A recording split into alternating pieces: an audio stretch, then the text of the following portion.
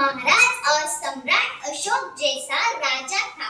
हम उस देश के नागरिक हैं जहाँ हर 50 मील पर रूह पहनावा मजहब बदल जाता है।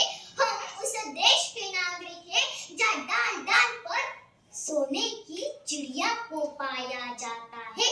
हम उस देश के नागरिक हैं जहाँ पिता की एक बात पर राम जैसा बेटा सिंहासन त्याग कर वनवासी हो जाता है। हम उस देश के नागरिक हैं जिसे अपने भूगोल के पहले इस ब्रह्मांड का भूगोल समझ आता है। 15 ऑगस्ट 1947 रोजी आपला भारत देश इंग्रजांच्या गुलामगिरीतून मुक्त झाला।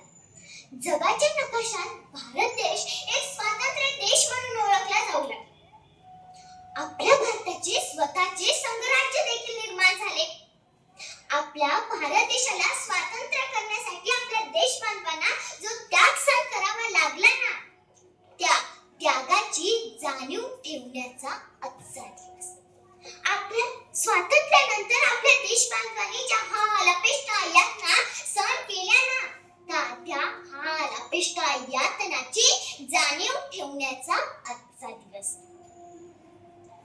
स्वातंत्र्यानंतर आपल्या सीमेवर प्राणाची बाजी लावून लढणाऱ्या सैनिकांच्या सन्मानाचा आजचा दिवस।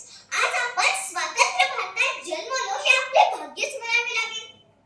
आपल्या देशबांधवांना आपल्या भारतभूमीला स्वातंत्र्य करणे निश्चितच सोपे नव्हते।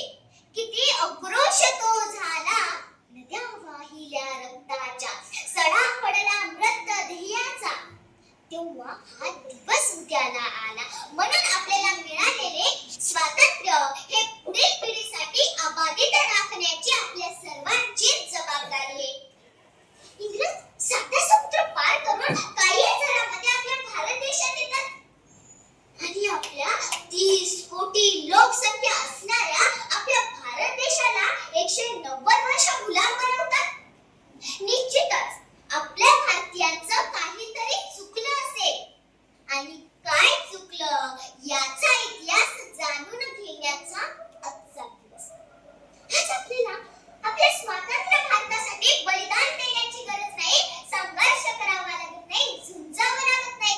तर स्वतंत्र भारतात देश सेवा म्हणजे काय?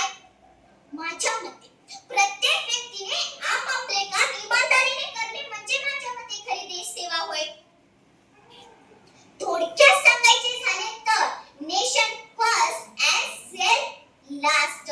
उदाहरण द्यायचं झालं तर प्रत्येक मतदाराने कोणत्याच आमिषाला बळी न पाडता, जाती धर्म न पाहता जो आपल्या भागाचा, आपल्या राज्याचा, आपल्या गावाचा योग्य प्रकारे विकास करेल ना, अशा योग्य व्यक्तीलाच मतदान करणे म्हणजे माझ्या मते खरी देश सेवा होय।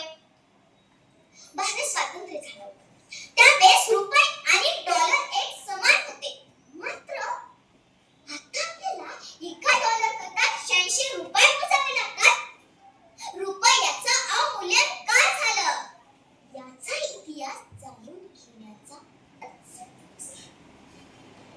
आपल्या भारत देशाची वाढती लोकसंख्या एक गंभीर समस्या ठरते। पुढील काळात अन्नधान्याचा, कुपोषणाच्या अशा अनेक गंभीर समस्या निर्माण होऊ शकतात।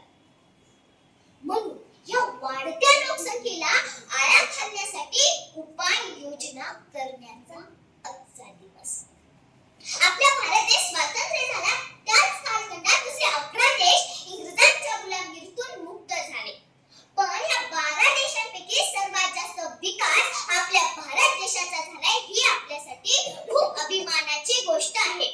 आपला भारत देश स्वातंत्र्य झाला होता त्यावेळेस भारत 540 संस्थानांमध्ये विभागला गेला होता। त्या 540 संस्थानांमध्ये अनेक भाषा बोलल्या जायच्या, विविध धर्म होते, विविध संस्कृत्या होत्या। भारताने या सर्वांना एकत्र आणून विविधतेतून एकता निर्माण केली। आपला भारत देश स्वातंत्र्य झाला होता ना, तेव्हा भारत अन्नधान्य स्वयंपूर्ण नव्हता।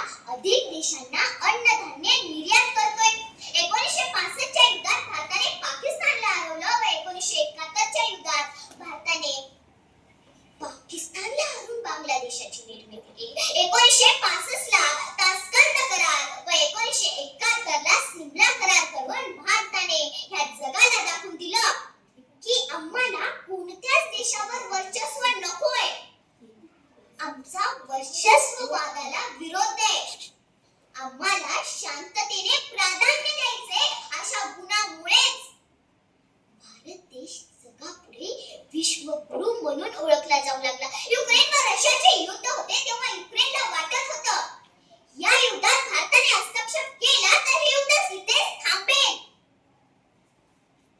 तसेच या अंतकवादी पाकिस्तानला धडा शिकवण्यासाठी भारताने सिंधू लष्करी मोहीम आपल्या हाती घेतली. या मोहिमेला कोणत्याच देशाने विरोध केला नाही. यावरून आपणास असे समजते की आज आपला भारत देश लवकरच जागतिक महासत्ता बनण्याच्या वाटेवर आहे. आज आपण चंद्रयान ग्रहाचा अभ्यास करण्यासाठी आपलं यान चंद्रावर पाठवलंय. आज आपण शिक्षण, तंत्रज्ञान, विज्ञान, क्रीडा या सगळ्या क्षेत्रात प्रगती पदावर आहोतच. पण आपल्याला एकात्मतेच्या भावनेने, देशप्रेमाच्या भावनेने, राष्ट्रप्रेमाच्या भावनेनेही एक विकसित भारत देश घडवायचा आहे. आपल्याला असा एक भारत देश हवाय जिथे उच्च नीच भेदभाव सीमेपार असतील, जिथे प्रत्येकामध्ये एक नातं असेल भारतीत्वाचं, शत्रूचाही थरकाप उडेल एवढी आपल्या विचारांना धार असेल, प्रत्येक व्यक्तीचा भारताविषयी आदर असेल, जिथे देशप्रेमाची श्रीमंती व विचाराचे श्रेष्ठत्व असेल. असा भारत देश आम्हाला तुम्हाला सर्वांना मिळून घडवायचा आहे. मी जाता जाता शकील बदायनी यांच्या गीताच्या ओळी म्हणून दाखवणार आहे. दुनिया के रंग सैना कुछ ना मुंह से कहना, सच्चाइयों के बल पर आगे ही बढ़ते रहना,